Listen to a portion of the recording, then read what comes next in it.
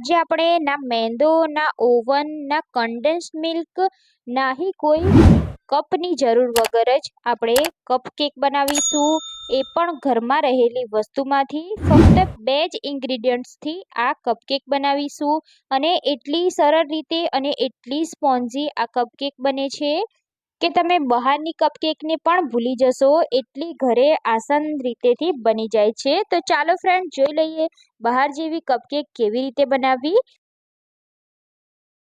તો જનરલી આપણે કપકેક બનાવતા હોય અને એ પણ ચોકલેટી કપકેક બનાવતા હોય ત્યારે ચોકો પાવડરની જરૂર પડે છે, પણ આપણે ના ચોકો પાવડર વગર જ આપણે આ ચોકલેટ કપકેક ઘરે બનાવીશું.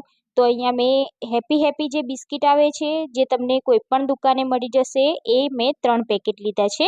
તો બિસ્કિટને આપણે પેકેટમાંથી અલગ કરી આ રીતે એક મિક્સિંગ બાઉલમાં કાઢી લેવાના છે. તો તમે આનો પાવડર પણ બનાવી શકો છો, પણ આપણે અચકચરા અને ભૂકો કરી દઈશું.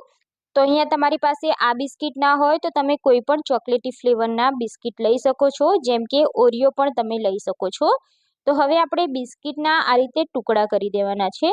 તો અહીંયા તમે મિક્સી જારમાં પણ આને પીસી અને પાવડર કરી શકો છો અને આ રીતે અચકચરા ટુકડા પણ કરી શકો છો. તો હાથેથી આપણે આ રીતે ટુકડા કરી લઈશું.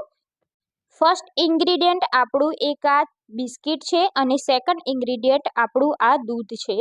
તો ફક્ત આ 2 જ વસ્તુમાંથી આપણે આ કપકેક તૈયાર કરવાની છે. તો અહીંયા આપણે ટોટલ 1 કપ જેટલું દૂધ લીધું છે.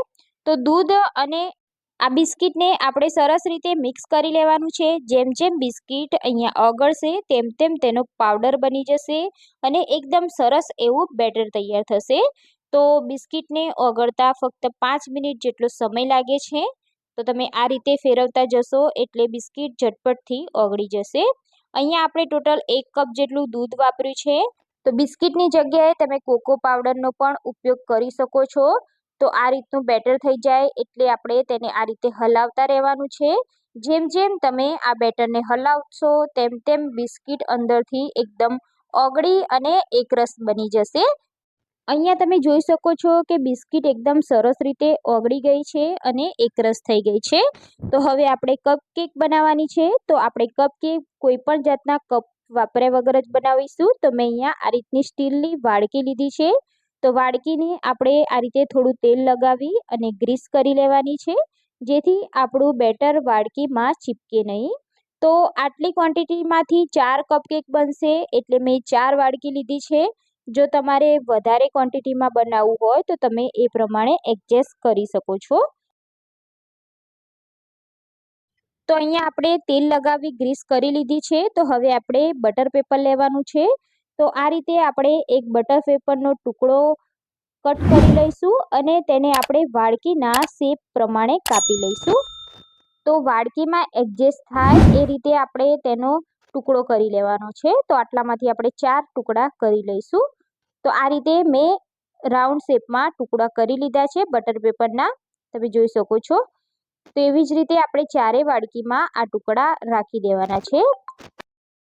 વાડકી અહીંયા આપણી સેટ થઈ ગઈ છે, એને બાજુમાં મૂકી દઈશું અને જે આપણે બેટર બનાવ્યું છે એમાં આપણે 1 ચમચી જેટલું બેકિંગ પાવડર એડ કરી દેવાનો છે અને એમાં 2 થી 3 ચમચી જેટલું દૂધ એડ કરી દઈશું અને આ રીતે મિક્સ કરી લેવાનું છે. તો સરસ રીતે આપણે બેટરને એક્ટિવ કરી લેવાનું છે. એકદમ સ્મૂથી બેટર થઈ જાય ત્યાં સુધી આ રીતે મિક્સ કરતું જવાનું છે. જો ઘરમાં બેકિંગ પાવડર ના હોય તો તમે અહીંયા સોડા કે પછી ઈનોનો પણ ઉપયોગ કરી શકો છો. તો હવે આપણે જે વાડકી સેટ કરી છે એમાં આપણે અડધા ચમચા જેટલું હાલ બેટર ભરી દઈશું અને આપણે તેમાં ચોકલેટ ફોલ્ડ કરવાની છે. એટલે સૌથી પહેલાં આપણે અડધા ચમચા જેટલું બેટર ભરીશું. તો બધી જ વાડકીમાં આપણે બેટર ભરી લેવાનું છે. બેટરની કન્સિસ્ટન્સી આપણે આ રીતની થીક રાખવાની છે. તો આપણે વાડકીમાં અડધું બેટર ભર્યું છે. હવે આપણે અહીંયા ચોકલેટ એડ કરવાની છે. તો મેં અહીંયા ડેરી મિલ્ક લીધી છે. તમે કોઈ પણ બ્રાન્ડની ચોકલેટ અહીંયા એડ કરી શકો છો. તો એક ટુકડો આપણે એડ કરી દઈશું અને ફરીથી આપણે અડધા ચમચા જેટલું બેટર આપણે ભરી દેવાનું છે. તો વાડકીને આપણે એકદમ નથી ભરવાની, આપણે અડધી ખાલી રાખવાની છે, કેમ કે જ્યારે આ કૂક થશે એટલે એની સાઈઝ ડબલ થઈ જશે. એટલે આપણે વાડકીને આ રીતની થોડી ખાલી જ રાખીશું. હવે આપણે તેને સ્ટીમ કરીશું. તો સ્ટીમ કરવા માટે મેં અહીંયા એક કઢાઈમાં આ રીતનું સ્ટેન્ડ મૂકી દીધું છે. તો સ્ટેન્ડ મૂક્યા પછી આપણે આ રીતે વાડકીને સેટ કરવાની છે.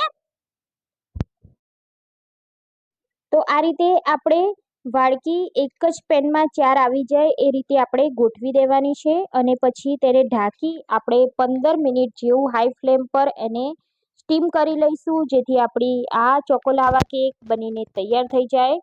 તો આપણે 15 મિનિટ જેવું કૂક કરી લીધું છે.